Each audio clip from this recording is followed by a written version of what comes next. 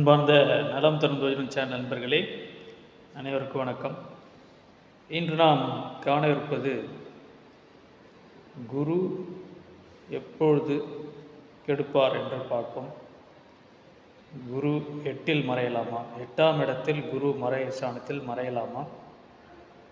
மறைந்த குரு கெடுப்பாரா? இல்லை குரு எப்பொழுது ஒரு ஜாதகரை கெடுப்பார் என்று பார்ப்போம்.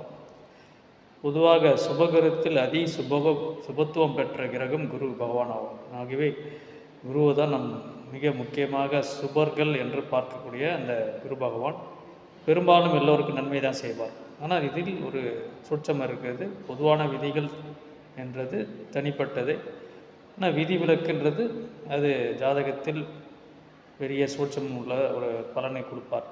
ஆகவே ஒரு நல்ல கிரகம் மறைவு ஸ்தானத்தில் மறைவது, 8ஆம் இடத்தில் மறைவது பெரும்பாலும் நன்மை கொடுக்க மாட்டார். ஏனென்றால் 8இல் மறைந்தால் குரு பகவான் யாருக்கும் ஒரு பெரிய நன்மை செய்ய மாட்டார். அவருக்கு பொருளாதார இழப்பு, கடன் தொல்லை, நோய்கள் உண்டாகும் மற்றும் செல்வ செழிப்பு இழப்பு உண்டாகும். இதுதான் பொதுவாக 8ஆம் இடத்தில் குரு மறைந்தால். ஆனால் இதில் ஒரு விதிவிலக்கு இருக்குது. உபய லக்னமாக இருந்து 8இல் குரு மறைந்தால் நன்மையை செய்வார். ஏன்னா உபய லக்னம் எடுத்துக்கொண்டால் நமக்கு மிதுன லக்னம், கன்னியா லக்னம், தனுசு, மீன லக்னம் ஆக இந்த 4 உபய லக்னத்தில் 8இல் குரு மறைய வேண்டும்.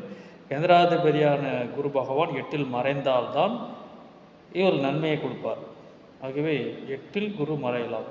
இதில் ஒரு விதிவிலக்கு. உபய லக்னமாக இருந்தால் குரு மறையலாம். பொதுவாக குரு பகவான் 8ஆம் இடத்தில் மறை ஸ்தானத்தில் இருக்கக்கூடாது. இதுதான் ஜாதகத்தில் ஒரு சூட்சமும் விதிவிலக்கு. 8இல் மறைந்த குருவும் நன்மை செய்வார். என்ன குரு பார்வையால் அவர் 12ஆம் இடத்தை பார்க்க, 2ஆம் இடத்தை பார்க்குறார், 4ஆம் இடத்தை பார்க்குறார். 12ஆம் இடத்தை பார்க்கும்போது சுப விரைகள் கொடுப்பார். சுப விரைகள் என்றால் அவருக்கு ஒரு நல்ல ஒரு வீடு, வாகனம், நண்டி யோகனம் மற்றும் நிலம் வாங்கலாம். அதுக்கப்புறம் பார்த்திங்கன்னா அவங்க ஒரு தங்கம், கோல்டு இது மாதிரி வாங்கிறதுக்கான அந்த விரையும் சுபவிரயமாக இருக்கும். 2ஆம் இடத்தை பார்க்கறதுனால அவர் தனத்தை கொடுப்பார். பொருளாதாரத்தில் நல்ல ஒரு முன்னேற்றத்தை கொடுப்பார். இதுதான் அந்த 2ஆம் இடத்தை பார்வை. 4ஆம் இடத்தை பார்க்கும்போது வண்டி, வீடு வாங்கணும், பூமி இதெல்லாம் வாங்கிறதுக்கான அந்த விரயம் சுப விரயமாக இருக்கும். அதுக்கான பொருளாதாரம் எல்லாம் சிறப்பாக இருக்கும்.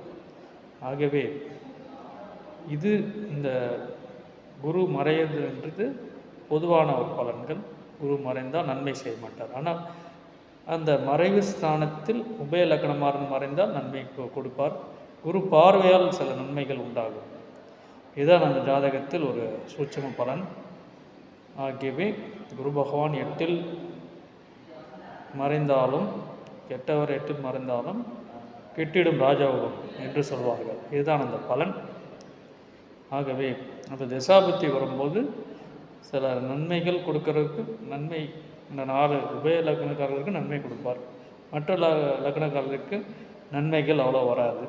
இதுதான் குரு பகவான் எந்த இடத்தில் இருக்கிறார், எந்த லக்னத்தை பொறுத்துக்கு இருப்பாரா. 8இல் மறைந்தார் சுபத்துவம் பெற்ற குருவாக இருந்தாலும் 8இல் மறைந்தாலும் அவர் மறைவுக்கான அந்த கெடுபலன்களை கொடுப்பார்.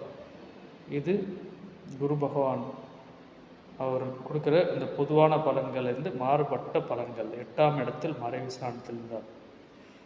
ஆகவே இந்த 8ஆம் இடத்தில் இருக்கிற குரு எப்படி இருக்காருன்னு பார்க்கணும். ஏனென்றால் அதில் கூடியிருக்க கிரகம் ஒரு சுபத்துவ கிரகம் வந்தாலும் கூடியிருக்க மிக பாவியான ராகு, கேது, சனி மற்றும் செவ்வாய் கூட சேர்ந்திருந்தால், உதாரணம் நாம் எடுத்துக்கொண்ட லக்னத்தில் குரு 8இல் இருந்து பாவத்தோடு சேர்ந்தால் அவரும் பாவியாகிறார். ஆகவே அந்த குரு திசை வந்தாலும் நன்மை செய்ய முடியாது, கெடுபலன் தான் கொடுப்பார். அதிக பாவப்பட்ட ஏனென்றால் ஒருவருக்கு சனி கூட சேர்ந்த குரு கெடுபலன் அதிகமாகும், அது ராகு கூட சேர்ந்த குருவும் கெடுபலன் அதிகமாக தான் இருக்கும். ஆகவே இவர் பாவர் கூட சேர்ந்தால் இவரும் பாவியாக இவர் தசாபத்தி நடக்கும்போது குரு திசையில் தீமை பலன்கள் தான் இருக்கும். ஆகவே இந்த இடத்தில் குரு கெடுப்பார் என்று சொல்லலாம். ஆகவே எந்த மாதிரி இடத்தில் அவர் அமைகிறார், யார் கூட சேருகிறார், எந்த லக்னத்தில் இருக்கிறார் பொறுத்து தான் அந்த பலன்கள். நன்றி, வணக்கம்.